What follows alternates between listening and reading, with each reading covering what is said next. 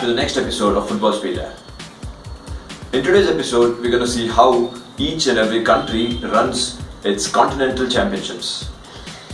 Going by each continent, we have the UEFA Champions League, the Asian Champions League, the CAF Champions League, the CONCACAF Champions League, then there's the Copa Libertadores, and last but not the least, there is the Oceania Champions League as well.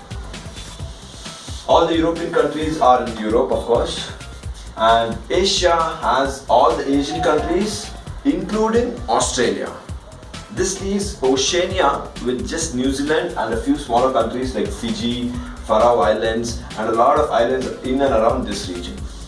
Then there's one of the biggest FAs, the CAF, which is the African Federation. Then there's the CONCACAF, which includes North America and parts up to Mexico and the Caribbean islands. Then there is the Copa Libertadores, which is the entire South America with Argentina, Bolivia, Chile, Brazil, and a lot of other countries out here.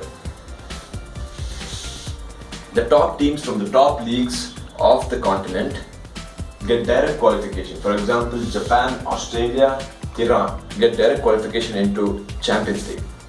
Whereas the other lower seeded teams like India, Bahrain, Malaysia, they have to go through a round of playoff and then qualify for the AFC Champions League. If AFC Champions League is the elite in Asia, there is the AFC Cup, which is the second most elite in Asia.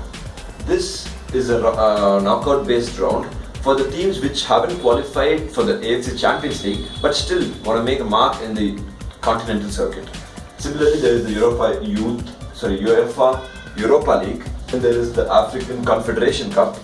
There is no such cup in the CONCACAF region, though there is the Copa Sudamericano for the South American FAs. All these have resulted in a lot of games for the clubs, and most of these games are played midweek on Thursdays, Wednesdays, Thursdays, Fridays for these teams after dark. All of them are played at 8 p.m. local time. The winners of these leagues, the AFC Champions League, UEFA Champions League, the CAF Champions League, the CONCACAF Champions League, and the Copa Libertadores, all of them qualify for the FIFA Club World Cup. The FIFA Club World Cup is a world tournament for all clubs who have won in their local regions. They again fight among themselves and get the FIFA Club World Cup Championship, which is the best club team of that year. So this concludes the basic structure of football around the world. Okay, as a recap, there is the Division D, Division C, Division B, Division A, Super Division, and the Elite Premier Leagues. For example, in India it is Division C, B, A, the Super Division, and the I League. In Europe it is Division C, B, A, the Championship, and the Premier League. Similarly, the winners of these Premier Leagues around the world qualify for the Champions League, the Regional Champions League, which will be the AFC Champions League again, the UEFA Champions League, the CAF Champions League, the CONCACAF Champions League, and the Copa Libertadores. The winners of these respective Champions Leagues get qualified for the FIFA Club World Cup. This is it for the structure of football. In the next episode, let's look into the basic rules and basic formations and basic roles. In this weekend's weekend review, we have a lot of fixtures coming up. Like I said, Chelsea versus Swansea was the game of the weekend. It started off with Chelsea taking the lead, then Swansea coming back and keeping it level until the 80th minute and conceding a few goals due to just Chelsea's ability to keep going right until the 90th minute. Then there is the League Cup final, Manchester United versus Southampton. Manchester United did eventually win the game with the help of Zlatan's brace. Though it looked like Southampton were the better team, the more energetic team, the more likely of the winner. Southampton's new signing Gabbiadini turned out to be a gem of a signing, grabbing 2 poacherous goals which left Smalling and Bailly flat-footed. Ibrahimovic, as usual, was a man of the big moments. He just turned up at Wembley last night and as usual again, a brace, a long range free kick which was overdue for a long time, and a typical Zlatan header in the 90th minute.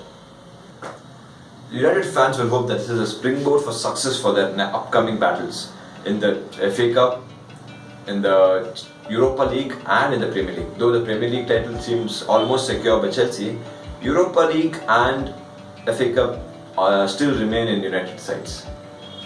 Going ahead, Barcelona came up tops in the Atletico Madrid versus Barca game.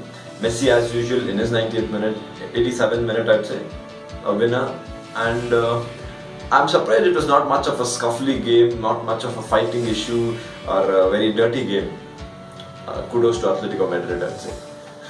Going ahead, we have Real Madrid winning again 3-2 versus Villarreal. Bayern Munich coming up with a huge win 8-0 against Hamburg.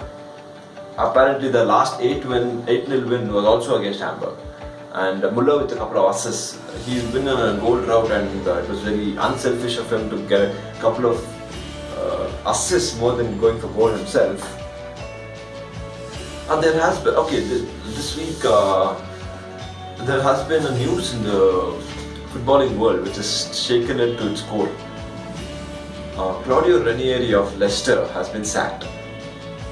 There has been condolences, abuses flying all over the internet. But I think Leicester City as a club have taken the right decision. Yes, Claudio Ranieri has won the Premier League to a team which cannot dream of winning it for the next 20 to 25 years, or even more than that, with the money being pumped into the bigger clubs in the Premier League. Ranieri had a crazy season last year.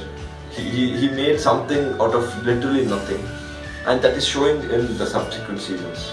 But I would say, to look at this decision concerning only this year, for example, last year when Claudio Ranieri started off the season, his goal was to get 40 points, which is secure place in the Premier League. But he turned out winning the league with the help of N'Golo Kante. And this year, again, even though he's the champion of England, he was just expected to stay away from the relegation zone.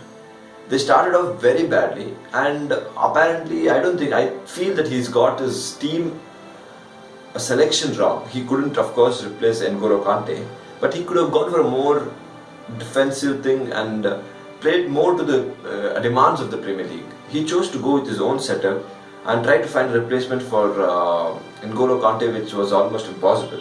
And that's why he's lost the dressing room. And now they're losing to teams 3-0, 4-0 consistently. And that's not why fans turn up in the stands. And some would say, give him more time. I think 24, 25 games is enough time, and the graph has not been stabilized nor going up. It is just going down, plummeting right down. And another couple of weeks they'll be in the relegation zone with Swansea City moving out.